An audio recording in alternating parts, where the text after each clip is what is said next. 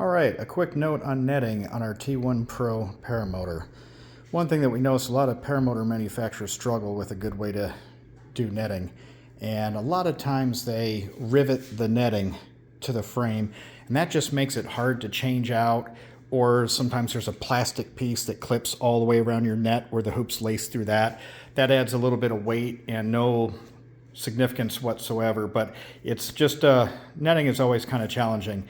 But what we did is we looked into an industry that deals specifically with netting and hooks, and we found these nice little stainless steel little figure eights here. So we rivet that to the hoop, and then we're able to connect the netting with a little stainless steel clip that we found actually in the fishing industry, where things have to be fairly small but fairly strong at the same type. So this netting is really easy to clip on and clip off. You can also use lacing cord to go through and attach your netting. But that's a real simple way without having to attach the netting to the frame with a rivet. That just doesn't really work well for the user. And then if you break your netting, you end up spending a lot of time and money, or just leaving it because it's a pain to redo your whole net. This way, if you end up breaking a little bit of your net, you can simply replace the net very easily in about an hour to take it on and take it off.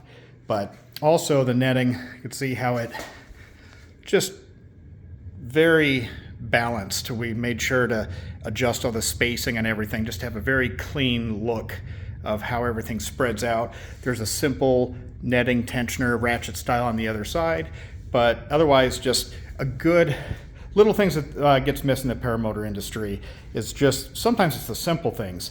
Designing the paramotor was almost easier than finding a good netting system that just worked. This is just nylon netting. We've looked at Kevlar, different things, but there's other problems with that, with sun damage, being more brittle, easy to tear. This is just nylon netting. Each cell holds 80 pounds. But remember, your netting isn't there to keep you from going into the propeller. That's not its main function, to keep you from pressing in there. It can help, but the main function is just to prevent things like your throttle cable, brake toggles from going into the propeller. What we did to help you from going into the propeller is actually space out the spars evenly, so if you were doing a ground start, you can easily get in front of it and hit one of the spars. We've also made sure on our hoop supports, notice how we bend them, and it kicks the net about two inches further out away from the propeller. Most manufacturers just do a diagonal, center the hoop right there, and if we did that, you could see about the tubing would end up about right here, and it would just bring you that much closer to the propeller. So everything we've done in this design is kick the netting out a little further, make it simple, easily replaceable, and yet just very kind of even beautiful of how it nicely spreads out, kind of like wings or whatever. So some of the paramotors on the market, you'll see just the net going in all different directions, and it looks like a bad spider web. Also, you don't want a paramotor where they do a lot of netting in rows like that, because what happens is brake toggles can go right into the propeller, and that's happened many times. It's a very unsafe system to have your netting go more kind of vertical than horizontal crosshatches.